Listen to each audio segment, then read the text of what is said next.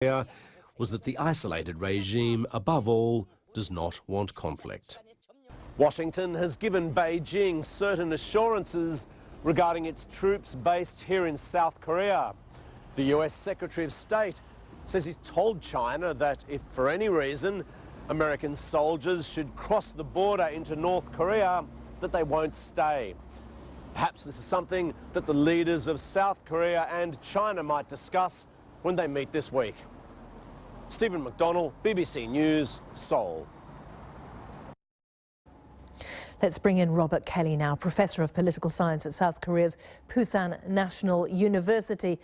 Robert, thanks for being with us on BBC World. If the North Koreans are sending the message they don't want war, does that necessarily mean they want talks?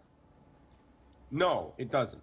The North Koreans have had opportunities for a long time, good 25 years now, in the course of the nuclear program to talk, and we've tried this with them in the past, and very often things are 2 steps forward, 1 step back, and 3 to the right, and then we get tangled up in details and things don't really pan out. My sense is right now that the North Koreans probably want to finish the program that they have. They're on the cusp of a fully functional nuclear ICBM, and then sort of survive the international opprobrium of that, which will take a couple of years, and then they'll come back to bargain in a more serious way. I'd be very surprised if they accept Secretary Tillerson's offer.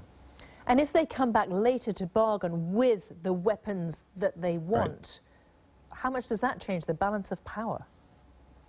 Well, it gives them an obvious new chit to use in the bargaining game, right? I mean, we the West, the United States, South Korea, and Japan, pardon me, would like to get in and at least see what they have. We'd like to make sure that the facilities are safe. I think there's sort of growing concern that there might be something like a Chernobyl-style incident in North Korea. And the North Koreans are going to bargain hard over this kind of stuff, right? And once the weapons are working and once they're more proven than they are now, they'll continue to push even harder with that. They'll ask for a great deal of money, or they'll ask for major concessions about American forces in South Korea or something like that. I mean, the negotiations will only get harder, which is probably one of the reasons why Secretary Tillerson would like to start it now. I mean, the longer we wait, the better the North Korean position becomes, because we can't really stop their program. And so when they do eventually come to the table with this thing fully functional and dozens or maybe even hundreds of missiles, they'll ask for quite a lot. So do you feel that Rex Tillerson at least is prepared to lose face a bit on this, even if the White House isn't?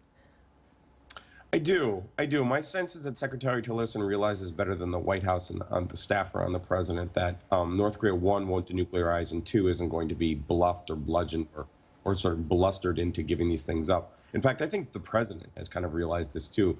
You may have noticed after the most recent ICBM test that the president said very little, just, we'll take care of it or something like that. There was very little of the bluster in the past, and I think this is just reality setting in, which is the North Koreans